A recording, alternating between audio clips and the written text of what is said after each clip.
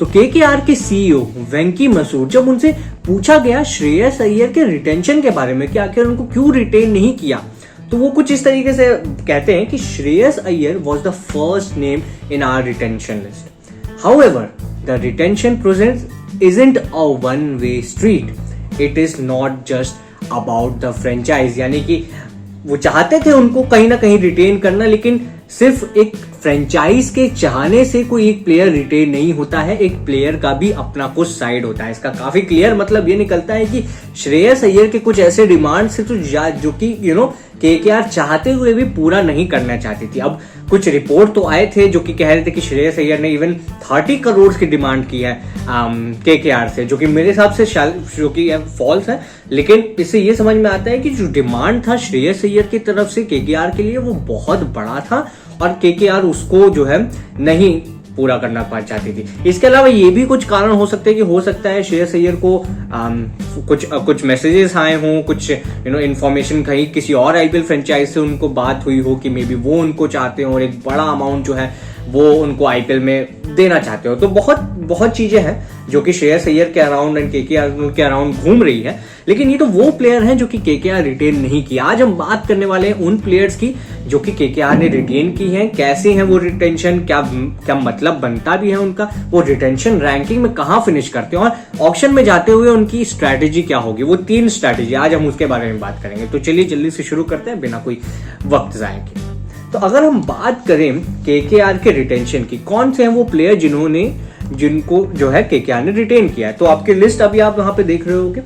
Russell को जो है 12 करोड़ में रिटेन किया गया है, वरुण चक्रवर्ती को 12 crore, Sunil Narayan same cost, Rinku Singh 13 CR, Harshit Rana and Ramandeep Singh 4 CR each. अब जहां पे अब ये देखो जो पैसा जो डिवाइड हुआ है अमंग ऑल दी की प्लेयर्स आई वुड से काफी सही और काफी इक्वली डिवाइड किया। जहां पे आप बोलोगे कि 13 करोड़ में रिंकू सिंह को वो वैल्यू देके आपने बहुत इंपॉर्टेंस दिखाई है कि आपकी इस टीम में बहुत इंपॉर्टेंस है, हम आपको बहुत वैल्यू करते हैं। वहीं हर्षित राणा को 4 करोड़ में देके एक स्टील बाई किया है इस ऑक्शन में, क्योंकि अगर हर्षित राणा ऑक्शन में गए होते मैं 100% बता सकता हूं उनकी वैल्यू इससे तो कई ज्यादा होने वाली थी। तो बहुत ही इवनली इन्होंने ओवरऑल डिस्ट्रीब्यूशन किया है अपने पैसों का, जहां पे वरुण चक्रवर्ती, सुनील नारायण और आंद्रे रसल तीनों 12 करोड़। अब कई लोग जो पिछला वाला सीजन गया था सुनील नारायण का, अगर वैसा ना जाता तो शायद आपको वो रिटेंशन लिस्ट में ना दिखते, लेकिन वो जो उन्होंने कारनामा किया है पिछली बार उसके बाद इनको लेना बनता ही बनता था। इन्होंने ऑफ कोर्स अपने कैप्टन को छोड़ दिया है, अब उसके बारे में हम और बात करेंगे अब क्या करेंगे वो। लेकिन ओवरऑल अगर आप रिटेंशन देखो, रमनदीप का रिटेंशन बहुत मतलब मैं बोल रहा हूँ बहुत एक चीकी रिटेंशन है। 4 करोड़ में भी थोड़ा सा ज्यादा, लेकिन जिस तरीके का वो पोटेंशियल दिखाते हैं उनकी 4 करोड़ से ज्यादा ही कीमत है। तो overall I would rate them a lot. Overall जो इनके रिटेंशन है थोड़ा और बेहतर हो सकता था, मे बी कैप्टनसी वाला अगर इशू सॉर्ट कर देते तो ठीक होता। कोई आरटीएम भी नहीं है इनके पास, अब ये जा रहे हैं जब ऑक्शन में, कोई आरटीएम नहीं है इनके पास, कोई विकेट कीपर मेरे को नहीं दिख रहा है इस लिस्ट में अभी, इनके पास टॉप ऑर्डर बैटर नहीं है।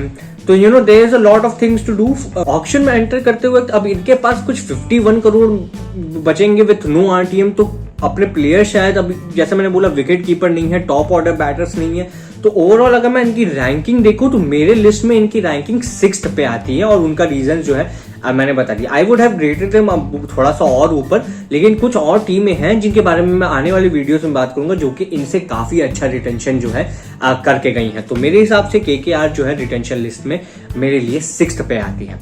अगर हम बात करें इनकी स्ट्रैटेजी की, अब ये ऑक्शन में जा रहे हैं तो क्या स्ट्रैटेजी लेके ये जा रहे होंगे, तो one of the most interesting या जो सबसे ज्यादा नीडेड स्ट्रैटेजी इनके लिए होनी चाहिए वो होनी चाहिए अराउंड द कैप्टन। किसको ये कैप्टन बनाएंगे? क्या अभी आप देख रहे हो कि टीम में से हम आंद्रे रसल को ही कैप्टन बना दें, क्या वो लाजमी रहेगा? क्या आने वाले टाइम के लिए आप रसल को कैप्टन बना रहे हो जो कि शायद आपके रिटेंशन लिस्ट में लास्ट मोमेंट पे रिटेन हुए थे? क्या आप रिंकू सिंह को बनाना चाहते हो? क्या आप रिंकू सिंह को एज अ कैप्टन देखते भी हो? ये बहुत एक कंफ्यूजिंग है मेरे हिसाब से। तो ये इन दोनों ही प्लेयर्स को कंसिडर नहीं करने वाले हैं एज अ कैप्टन। फिर वो क्या कर सकते हैं, इनके पास बहुत ज्यादा अमाउंट बचा भी नहीं है कि ये जाके ऑक्शन में एक ऋषभ पंत या एक श्रेयस अय्यर को वापस से लेने की कोशिश करें।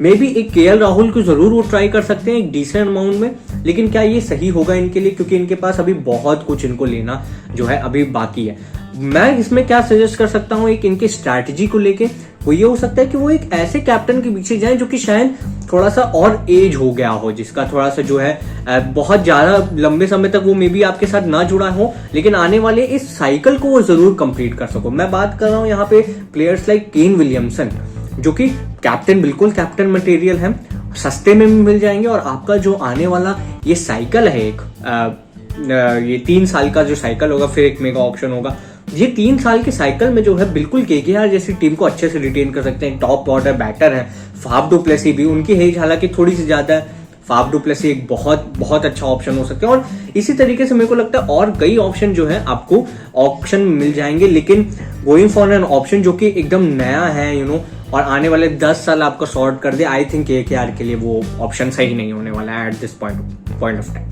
Second option strategy definitely will be around getting some of the players back, पर एक सस्ते अमाउंट में, जैसे नीतीश राणा, वेंकटेश अय्यर, इनके कुछ ऐसे प्लेयर्स थे पिछले साल जो कि एक बहुत ही किफायती रोल निभा के गए थे। बहुत ज्यादा उनका इन्वॉल्वमेंट नहीं था, लेकिन एज अ ग्रुप उनका काफी अच्छा इन्वॉल्वमेंट था। तो वो प्लेयर जो है वो ओवर एक्सपेंसिव नहीं होने वाले ऑप्शन में, और एक अपनी टीम को वापस से जुटा लेना, I think that would go in favour of KKR, क्योंकि एक चैंपियन टीम है, एक कैप्टन चेंज हो रहा है, कैप्टन नया ले लो, बाकी जो प्लेयर्स हैं वो तो वापस ला सकते हो एक अच्छे दाम पे। तो आई थिंक अगर वो सेम प्लेयर्स को एक अच्छे रेट पे, एक अच्छे दाम पे वापस लाने की कोशिश करते हैं, आई थिंक वो अच्छा होगा। उसमें फिल सॉल्ट का भी नाम जरूर आएगा, मे बी फिल सॉल्ट बहुत महंगे जाए इस आईपीएल ऑप्शन में, हो सकता है, लेकिन उनको, क्योंकि उनकी रोल बहुत इंपॉर्टेंट है सुनील नारायण के साथ एट द टॉप, उनको लेना उतना ही फिर महत्वपूर्ण बन जाता है। और मैं अगर बात करूं थर्ड एंड फाइनल जो मेरे हिसाब से इनका होना चाहिए strategy, would be around bowlers. अब बॉलर्स का क्या है कि ये ऐसी टीम है जो कि बॉलिंग हैवी है, अपनी बॉलिंग को एक्सपेंसिव रखती है।